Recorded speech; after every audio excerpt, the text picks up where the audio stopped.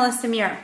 In this video, I'm very excited to introduce you to a product if you've not already used this. It's a product that I did a review on when it first came out a while ago now, probably about 6 or 7 years ago. And I have loved this product. It is roller printing paper from Rolling Mill Resource. It's created by Tracey Johnson, and she's a fantastic artist and somebody that really supports the artist community. And there's a couple of different reasons for this video. One is to show you how to use these papers, but two, to kind of let you know a little bit about her plight right now. She currently is in a situation where the laser that she's been using is a third-hand laser. So a couple of companies have used this before her, and it's gotten to the point where it's no longer reliable, and it's her only way of doing these different roller printing papers. And so she has created a GoFundMe in an effort to raise money enough to purchase a new laser. These new lasers are not cheap. They are running about $13,000, and that's for one that does basically bare minimum of what it is that she needs.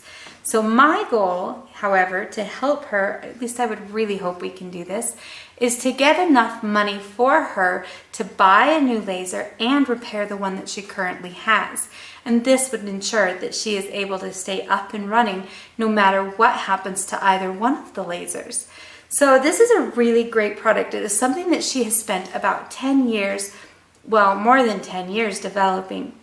She is the original creator, and you might have seen some of these different designs in the paper similar to this, but make no mistake, Tracey is the one who developed them. She came up with them. She did years and years of testing. She spent 3 years alone trying to figure out which paper would be the best. She has kind of an interesting backstory.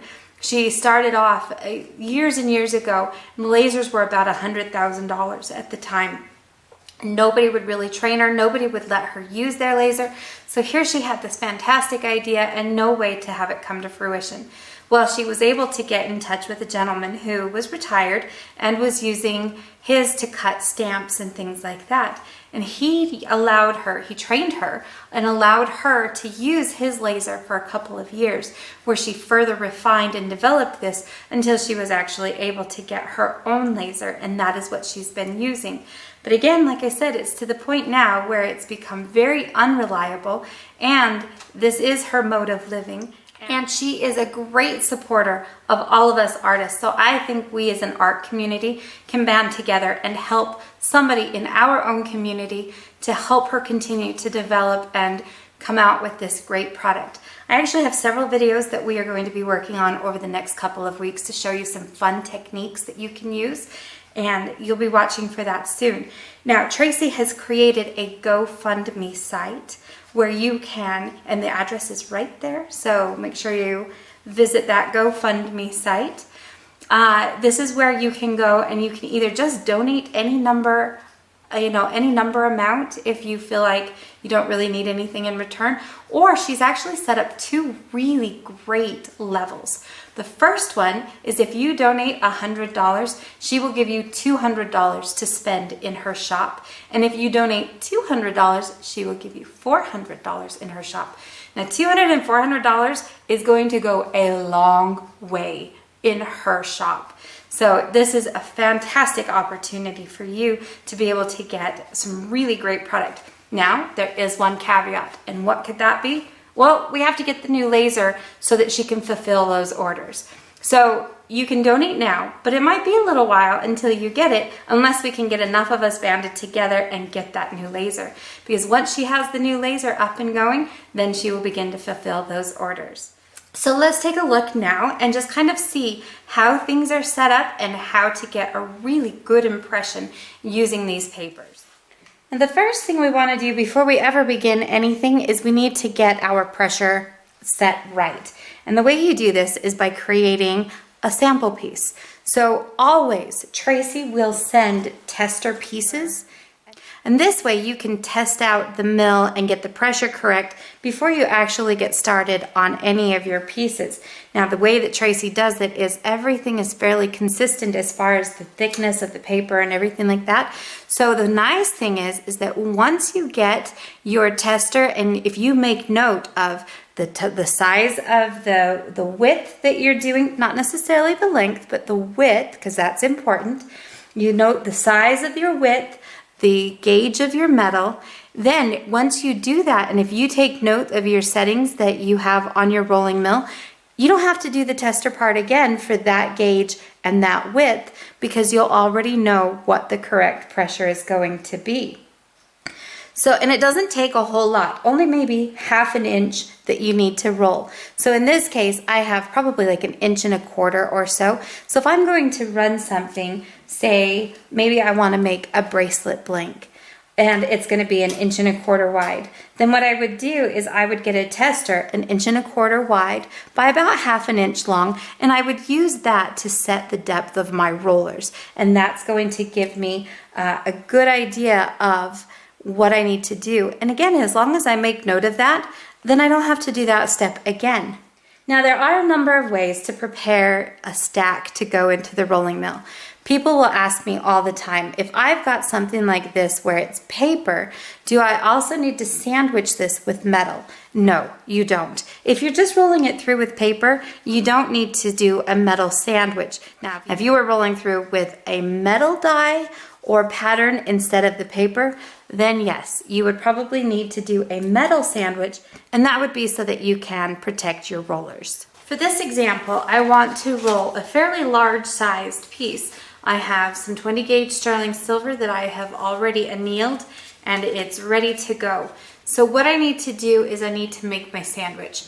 The sandwich is done by taking your pattern face down up against your metal, and then you are going to use some kind of padding. Now, you've seen in videos where I have taken probably, some paper towel or something like that, and I like to either wrap the piece so that there's like 3 layers on one side, 3 on the other, or I might actually even just take the paper towel, lay it on the other side, so it's my sandwich here, lay it on the other side of my metal and put that through. But you have to be aware that if you do that, if you get any of these folds where they're not completely covering the entire thing, that will actually change how your pressure is and can affect the way that your imprint comes out. So it's better if you use something like a thick or kind of a heavy watercolor paper, or Tracey also offers on her website some cardstock that she really likes to use. So when you do that, one of the things I would suggest is that it's larger than your piece. So here's my piece of metal. Okay, so it's a little bit larger. I probably should have come out a little bit wider than what I did, because right now I'm pretty much even here, and it would probably be a little safer to be just a little bit wider on that, especially when I'm doing such a large piece. But anyway, it kind of gives you the idea of what you're looking for. Now again, when I'm doing a pattern or a test pattern on this, I need to have something that's the same width. Doesn't matter anything at all about the length, but it does matter the width. Now, you don't have to do a piece quite this large. You can do just about half an inch, and that will be just fine, and that won't cause you any problem. But I figured this was the cutoff of my piece, so I'll just go ahead and use this. So what I've done is I've selected a pattern, I've cut out my padding paper, and I'm going to create the sandwich. And well, before I create my sandwich, really, I'm going to take my metal and my pattern, and I need to set my roller. So let's see how that's done right now. Okay, so what I need to do first is I've got to set the depth of my roller so that it matches just my paper with my pattern on it and the thickness of my metal. Again, this is 20 gauge, and I want to make certain that I do this in the right direction. Typically, I would do it as short as I possibly can because I don't need as much pressure this direction, but where my piece is this wide, this is the part that I need to test and roll through and get things set up for. So what I like to do is I will open up my rollers, and then I'll put my metal in, and I'm going to close this down until I give it a nice little firm, a little bit of a firm grip on this. I don't want to tighten it too much because I don't want to start compressing that, but I need it tight enough that I can't push or pull this through. So now I'm going to roll that back out, and you can test your piece to see if you start to get any kind of patterning on here. And if you do, then you're pretty well set. So now that I have that, I'm ready to complete my sandwich. This is done by layering my padded paper. In this case, I just have a piece of cardstock. So I've got my cardstock, I've got my metal, have my pattern, and now I am ready to roll this through the mill. So just get everything lined up here, make sure it's all nice and everything is gonna be covered the way I want it to. Now, if you want to, on my rolling mill, this is the Pepe, so these little dials are removable. I can change this to 0, and then if I set that to 0 right now, that indicates to me that that's the starting point for just the texture paper and my metal. So what I can do, now that this is set to 0, I'm going to give ever so slight of a turn, and I mean really slight. So there's these different marks. I'm about halfway before the first mark, which is like a quarter mark even. So I gave just the smallest bit of extra pressure on this, and a little bit goes a long way, so be careful. So now I'm ready to kind of roll this through. If this is too tight, then I know I need to back this back off. And in this case, that was pretty tight with that extra paper that I put on there. And again, I'm just gonna give this a little bit of a push through here. And I definitely have some resistance on this, but you don't wanna have too much resistance. And this was probably a little bit too much resistance, especially for the width of the metal that I had. However, because of that, I should actually receive a very good texture. Now this texture was super subtle, but you can definitely see it, and I got a fantastic impression on this one. So I'm very happy with this. Now the pressure was a little bit tight, I felt, so I might need to back it off just a little bit. However, you do need to realize that when you have a wider piece, you are going to need more pressure so that it can give you even pressure all the way through. So now that we have that, everything is set, I'm ready to put my piece through. So again, I'm going to create my sandwich with my piece. So here's my pattern, here's my piece. Put it on here with the padded paper. And we are gonna roll this baby through.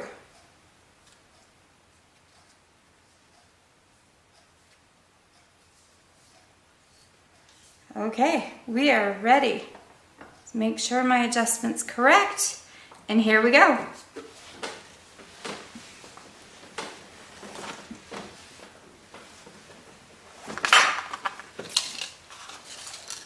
Ooh, this is gonna be beautiful, I can tell.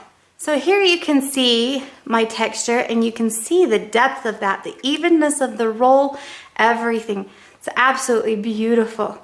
So this is now ready to go. I have a nice tooth to this. I can kind of feel that there. It's not as deep as it would have been had I actually used a smaller piece. But again, you can actually see here that I definitely have a nice pattern. So again, because it's a wider piece, it does take more pressure. I probably could have rolled it just a little bit tighter and not worried too much about stretching, but I am happy with what I have here, and that's good. So like I said, there's going to be several techniques that I'm going to be showing you guys coming up shortly. But in the meantime, let's rally around one of our people who support our artist community and really support her and help her. Let's get that new laser for Tracey so that she can continue to provide us with a great quality product. So make sure you check out these links down here, and I want you to check out her Etsy store. So I want you to check out her GoFundMe site. She's on Instagram, she's on Facebook.